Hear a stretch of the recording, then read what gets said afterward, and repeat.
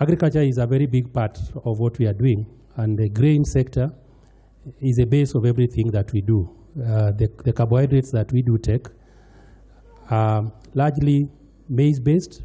To some extent, there's some rice, there's lots of wheat now, but there are also kind of grains that we probably don't think much about, sorghum, millets, and barley.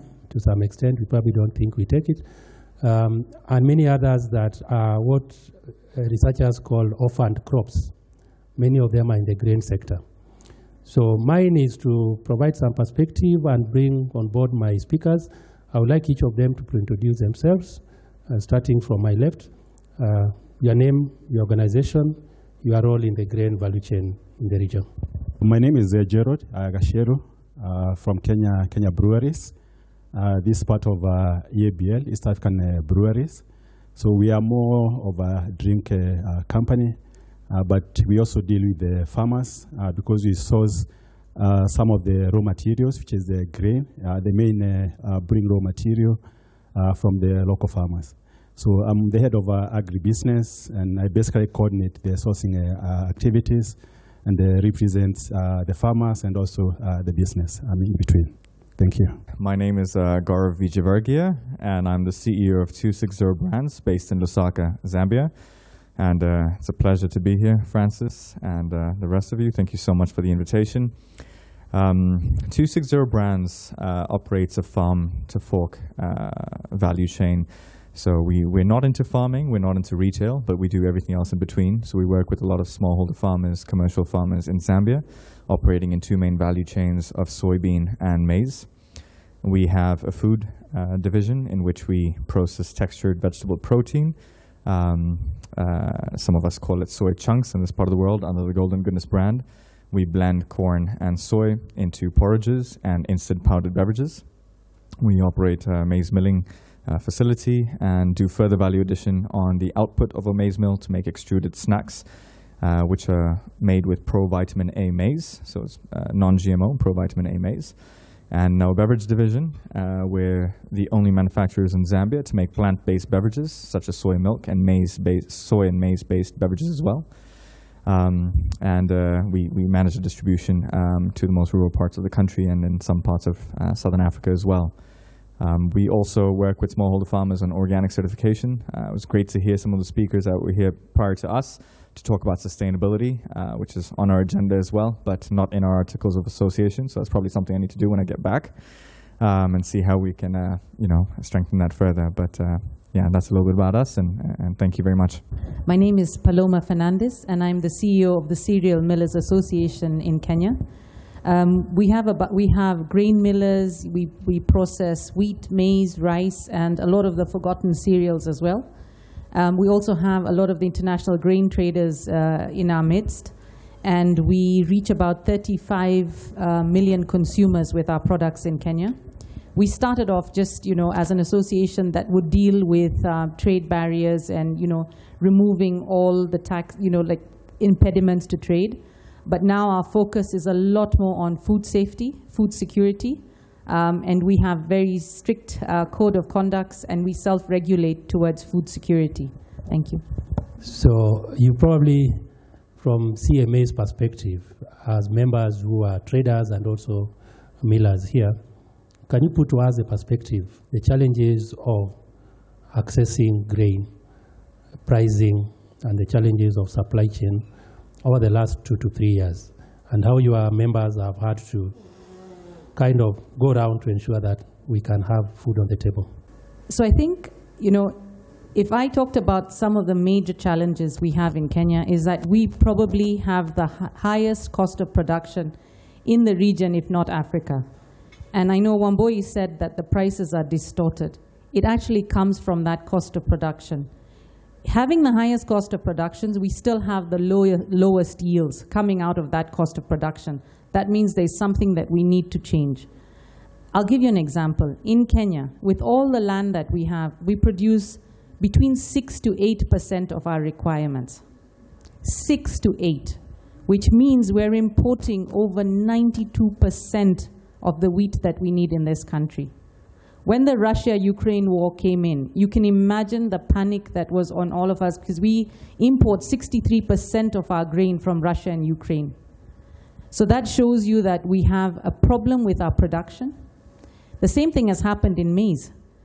In maize, we produce between 32 to 36 million 90-kilo bags a year. We need 48 million bags for our consumption.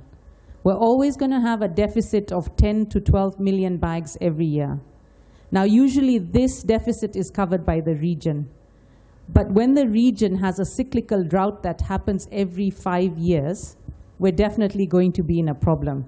To make it worse, this cyclical drought has always coincided with our elections in Kenya, which means, where is the focus? The focus is now on elections, and the cyclical drought that has been talked about for 4 years before the elections is now forgotten. Those are the kind of issues we have in terms of how to source our grain. The other problem we have, and Matthias talked about it, is aflatoxins. In maize, we have a serious problem. Maize, peanuts, even milk, there's a serious problem with aflatoxins. We are getting aflatoxins in the levels of 100 to 200 parts per billion in the produce that we're seeing, and yet only 10 parts per billion is allowable. Yes, we reject all the trucks that have high aflatoxins, but where do they go? In the absence of an alternative use for this aflatoxin-contaminated maize, it still comes back into the value chain, into the smaller millers who are less regulated. And that is a serious problem in terms of grain. So in terms of where we source for maize, for wheat, obviously, because we don't produce enough, it's imported from Russia, Ukraine, Argentina, Canada. There are lots of places. For the local markets, we source mostly from Tanzania, which actually grows maize just for Kenya, and a little from Uganda. I think, Gaurav, you can probably also give us quite a bit in the southern, the SADC region. It seems it's a bit different, but could you have also gone through the same challenges Kenya went through? Yeah, I'd say it is slightly different. We fortunately are blessed with good crops of maize and obviously partner with Kenya to fulfill some of the deficit that Paloma had spoken about just now. So I think we have that slight advantage. But if we look at it from a macro perspective, I think one of the challenges that we observe is the cost of logistics. So I think Kenya is blessed with a port. And I think that it in itself has a lot of advantages. It depends on how it's leveraged as an economy. Zambia, being a landlocked country, has different challenges to work with. To also put things in perspective, I was having these conversations yesterday with some other manufacturers over here to see how can we partner, right? So Kenya, I'll take Kenya and Zambia in the middle, and then South Africa, just to put things in perspective. If we have to take, let's say, a 40-foot container of any product into Johannesburg, it'll cost us about $1,500 to $2,000. However, if we have to bring product into the Kenyan market, which is a large market, which has access to 35+ million people, we're talking about $5,000 at a minimum. So it's almost 2.5 times the cost. So I think another challenge, in addition to what Paloma's mentioned, is what I'm seeing more and more, and we do our entire distribution across the entire country, but what we're seeing is the cost of distribution to reach the most rural parts of the country, and then also cross-border trades as well. How can we solve that problem? I think that's something that we really need to work with.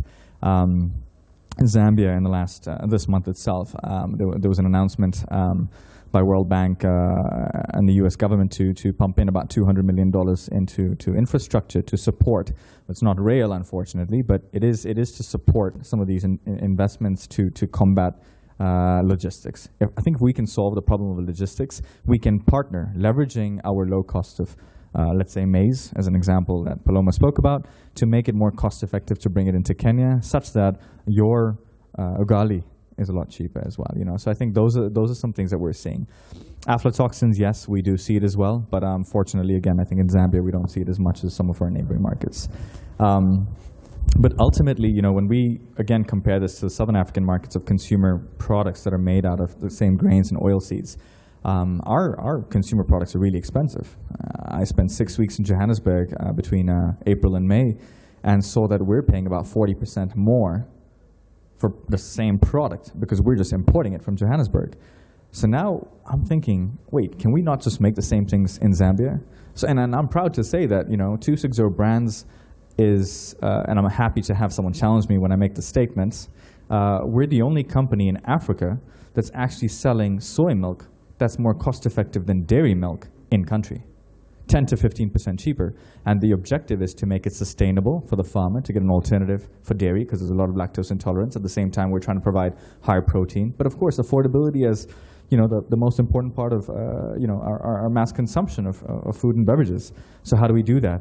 And this is all in UHT technology, because our infrastructure is so poor that we have to make sure it's processed using UHT technology to provide shelf life, extended shelf life in ambient temperature. So I think those are the solutions we need to think of. Be creative with what we grow locally. How can we actually convert that into a value-added product and serve our consumers?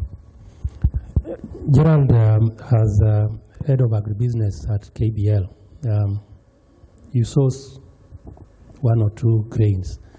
What is your perspective on the discussion so far? I think for us as a business, we are committed to local sourcing. And what we've done is to invest in the 2 value chains we're dealing with. And that's the barley value chain and also the sorghum value chain.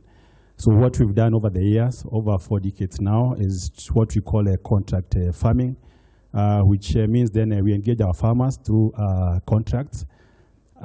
Which means the farmer from day one, the farmer is guaranteed of the market.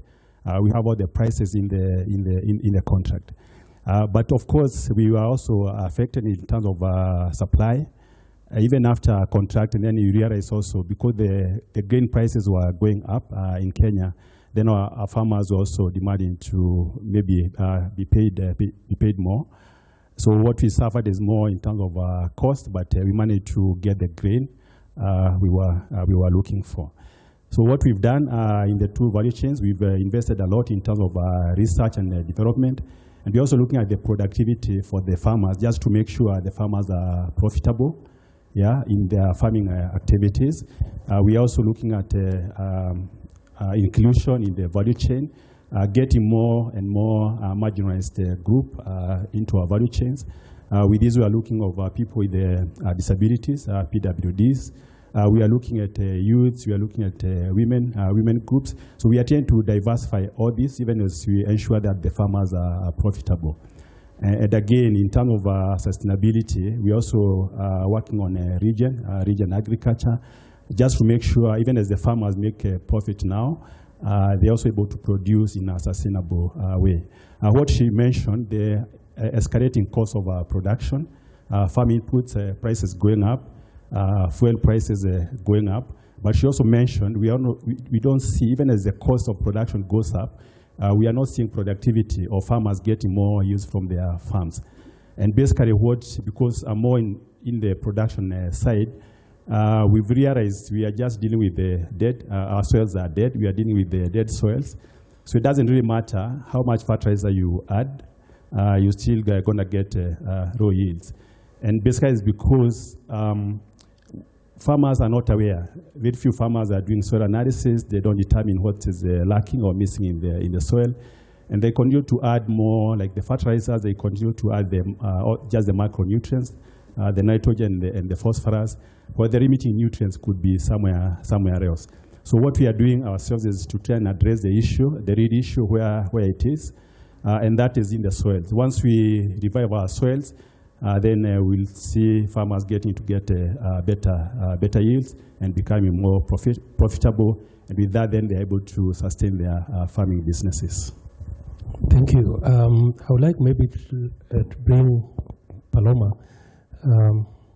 Yes, CMA engages lots with government, but where we are now with the finance bill issues, high prices, and the impacts of COVID still continuing, what is the main focus right now, apart from food security, but as organizations that are really vital to the feeding Kenyans? What is the opportunity around? We've talked about Zambia, we've talked about South Africa having access. Ethiopia up here is now self-reliant from what we read and what we report on our websites. Zimbabwe is now self-reliant in wheat. To facilitate regional movement of food, because essentially we are now asking ourselves, can each of the 53 African countries be self-reliant in anything? What is that opportunity? And the fact is, Kenya being a higher cost market, we can probably absorb quite a lot from the rest of the continent. Juma, that's a very interesting question. No, I think what it is in Kenya, I feel there is so much potential. And anyone sitting here has seen the potential. Where the biggest problem is just that we haven't invested enough in research and development. And I think that's been a constant pressure that we've been putting on the government is let's invest a little more. Let's find out what are the right seed varieties.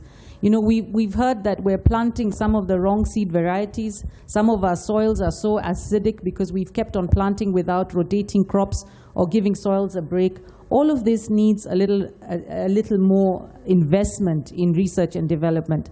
You know, there were things like in the past, they had extension officers. And if you look at people talking about the role of extension officers, we used to go to every farm, you know, do soil tests, try and understand what your problems are. Those are the kind of things that we're missing out today in terms of, you know, how we can sort of increase productivity. The other problem that we do have right now is the land infrastructure. Our land policies still allow us to subdivide agricultural land. For something like wheat, if you're growing it on anything less than 10 acres, then you shouldn't be growing wheat because definitely you're not going to be cost effective. So some of these things that we really need to sit down and say, look, stop dividing agricultural land. Let's find a way. I think in South Africa they've been so good, and maybe Zambia as well. I mean, there are other countries that we can learn from and how they manage their land policies in order to conserve the best land they could. And so those are the kind of things where there is an opportunity. There is an opportunity also to start consolidating all our land that can be used for agriculture. You know, if we have all good land, consolidate it. Let's farm commercially. Let's get the advantages of economies of scale. That would probably reduce our cost of production. So I think there is an opportunity for us. There is an opportunity to invest in agriculture.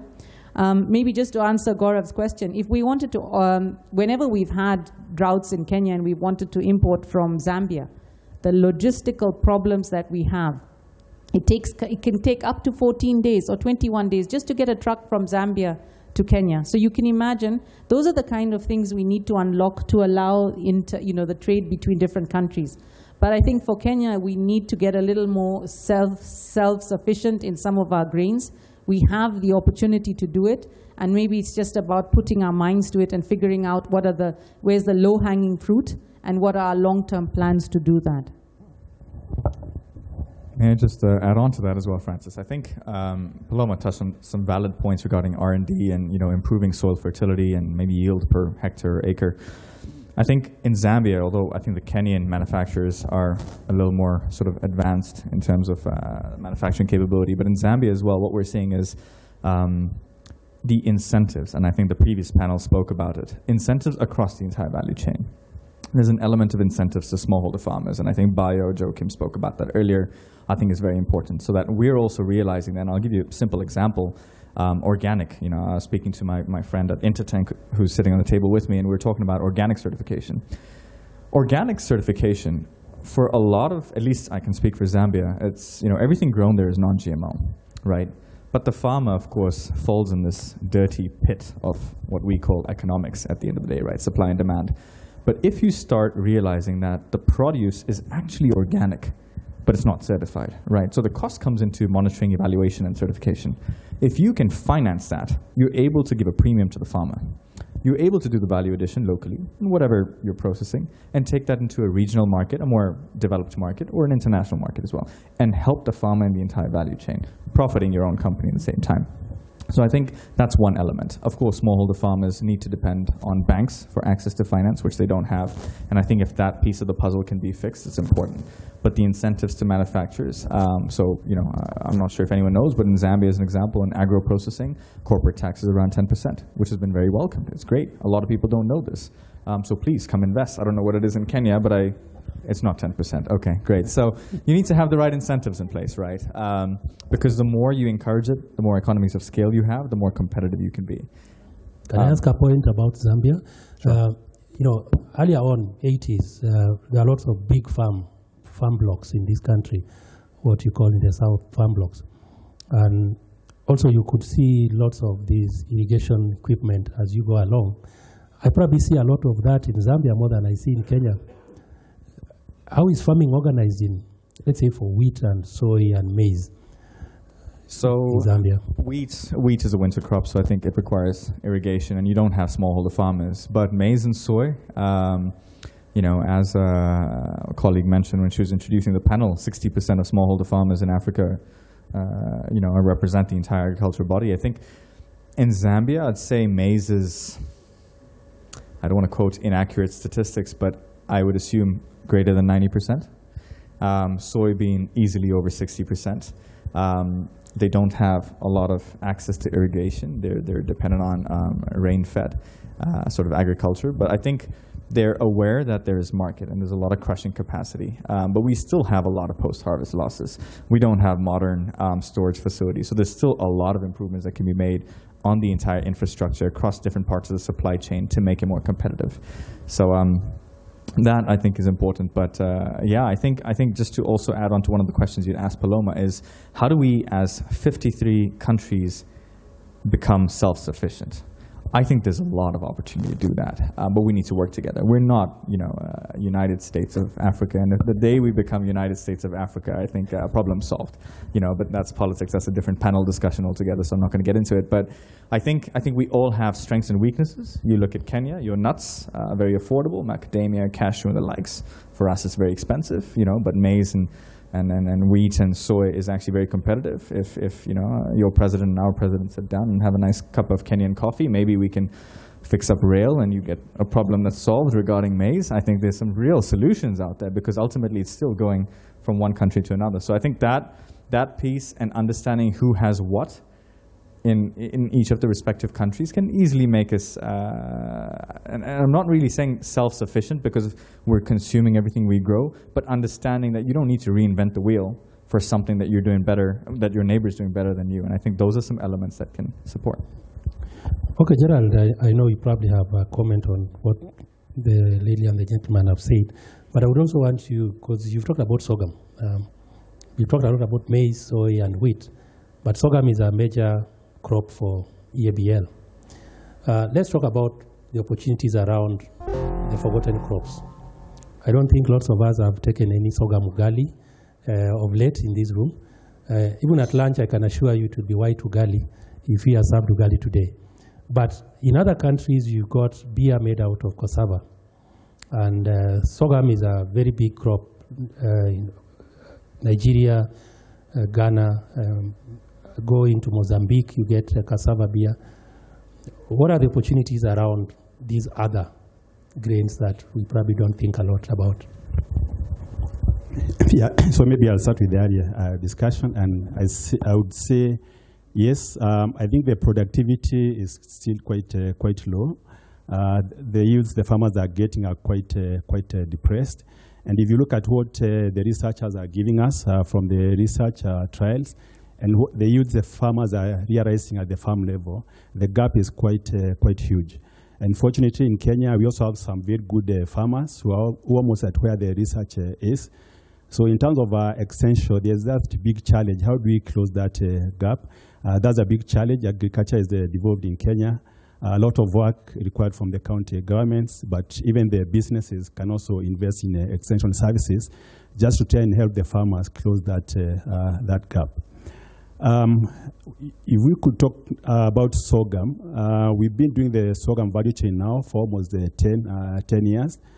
And the one thing we've seen, once you have a market, once you have a pull from the market, a lot of other stakeholders are able to plug in and invest in the supply chain. Right now, we've seen new sorghum hybrids coming into place. The researchers, seed merchants coming up with new varieties. And also in terms of mindset, even from the farmers. I think you referred to sorghum as one of the orphan crops. We've managed to change all that, and sorghum now is being taken as a cash crop in the areas where we are operating in. And that comes a lot of things, even mindset, change of mindset by the farmers. You realize when we started, farmers were not using any external inputs in sorghum. But now, because they see money, they see cash in the sorghum crop, they're able to invest, they're able to use certified seeds, they're able to add fertilizers, and that we've seen the sorghum yields going up in Kenya. So there's a huge opportunity in sorghum, and in Kenya, sorghum can grow in all what we call the semi-arid regions. So the potential is huge. And for us, we are using it for brewing, because what the brewers are looking for is the starch, just like the maize flour. Even for food, we are just looking for the starch. So we're able to utilize the sorghum for brewing, but there are also many other uses. In Western Kenya, people consume sorghum a lot. And there's a huge opportunity, either industrial use and even for food in Kenya. Is there any question from the audience? I've been managing farms all over Africa, in some states in Africa, be it, let's talk about Egypt, Sudan, Khartoum, in a place called Al-Ghazira, Ethiopia, UAE, that is Sharjah. And much of the things that I've done over the ages is growing great. But when we come to Kenya, you get that there's a lot of challenges. And you, as the main stakeholders in this industry, that is the processors or the players in the industry, you get that I came to realize that there are some challenges that we, as the people, we are not addressing them.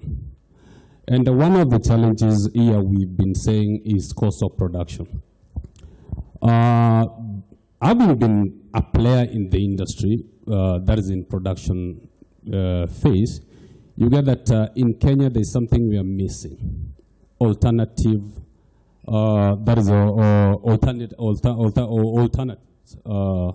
apart from relying on industrial fertilizers. Because you get that when you go to FAO website, you will find out that in sub-Saharan Africa, the SOM, that is soil organic matter, is below 3. And when you get that the soil organic matter is below 3, you get that you will find that the soil will be losing moisture very fast. And that is where we come in with over-reliance, over-irrigation, or rain-fed agriculture, which is affecting the supply chain. Having said that, you get that the processes are there. Why don't we look for example, education? Let's educate the farmers, give them alternative or other measures to cut down the just monocropping. For example, look for example Kitale. Kitale was known for maize, but currently nothing is happening there because we've been practicing monocropping over ages, and the soil has deteriorated. Going to, let's say, for example, soil testing. Yeah, that is a perfect thing. But after testing the soil, we will just recommend the industrial chemical fertilizer. And after using that, we go back to the previous problem, that is injecting more acids instead of balancing the pH, the soil pH. So my submission is that let's give knowledge to the growers. Other than focusing that we want to increase the supply of grains to your industries, because today the agenda is sustainability. For sustainability, let's educate the farmers, give them that apart from these, apart from focusing on grains, kindly let's do what we call crop rotation. That one will solve the problem. Number two, let's encourage the farmers to do proper soil management. Not necessarily saying that, okay, during planting, for example, the maize, because I've been there, you get that these agronomists, they usually say during planting, you use DAP, diammonium phosphate. And according to science, the ammonium subphosphate, that DAP, is not recommended, or any fertilizer is not recommended to grow grains, because that grains, they have their own food. We can say during top dressing, that is when we can recommend what to top dress, but not what to grow with. Because when you grow with the DAP, that's throwing money into the pit latrine or into the river. So we don't have to do that. We have to have proper agronomic knowledge. That is what is missing. And as the stakeholders, we need to address the education system in Kenya. We don't have agronomists, we have very few. The agronomists here, the agronomists available in Kenya, you get that they cram. They know during planting, you put DAP, top dressing, CAN, second top dressing, maybe NPK. That's not the thing. We need to change sorry, Joma. Another thing is poor stakeholders management. We want to source the product, but we don't want to incorporate these stakeholders, those are the farmers, into the system so that we inject knowledge, proper knowledge, on how to grow grains. Finally, my submission is that we have to look the entire value chain and know what is making our production go high, other than relying the industrial thing, and what is the alternative. Thank you.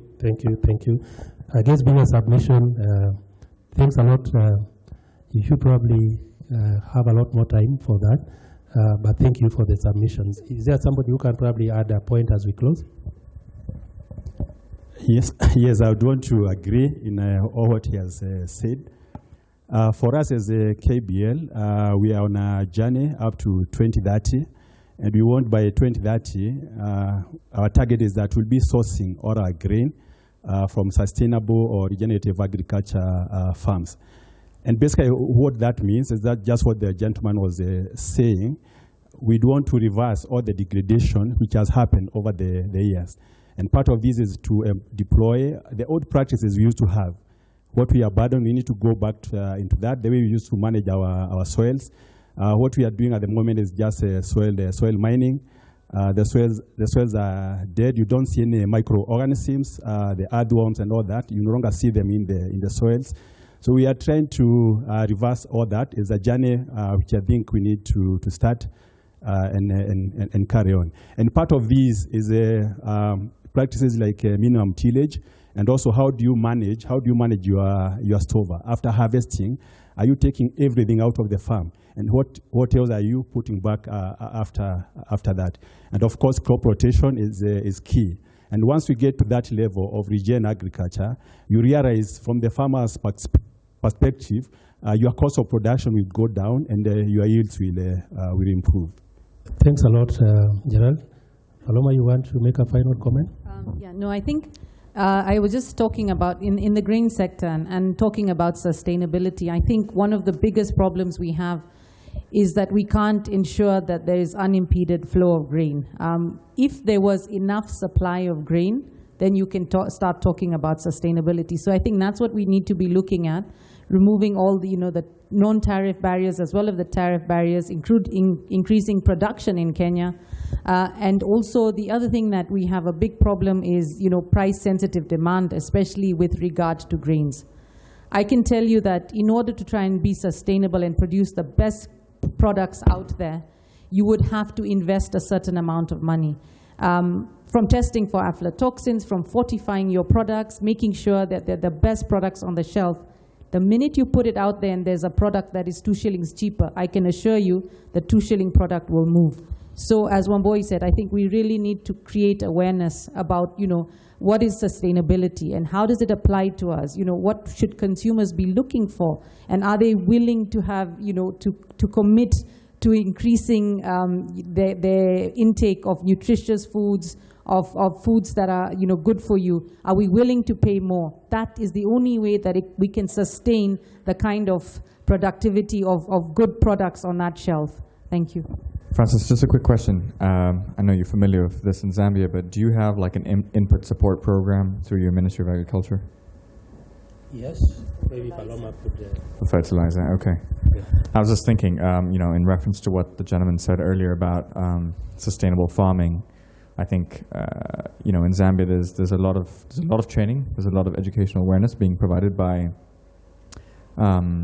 district extension officers, provincial agronomists within the Ministry of Agriculture that work with smallholder farmers.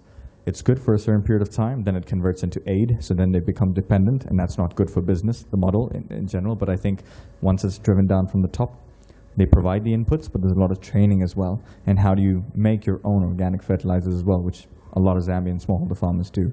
I think that's one thing alongside training and development to solve that. But some of the best practices to share to increase production. But yeah, nothing else from my side. Thanks. Wow, I think we've got little time, but we've packed everything within the last 40-50 minutes that we've been having this panel. Please take some time to understand what EABL is doing, what 260 Brands in Zambia is doing. If you want to source maize, you have somebody that you can make the call to. And of course, Paloma, always a voice of the cereal industry in this region. And Kenya is a leading light. If Kenya is suffering, the rest of the region is, and especially in this grain sector.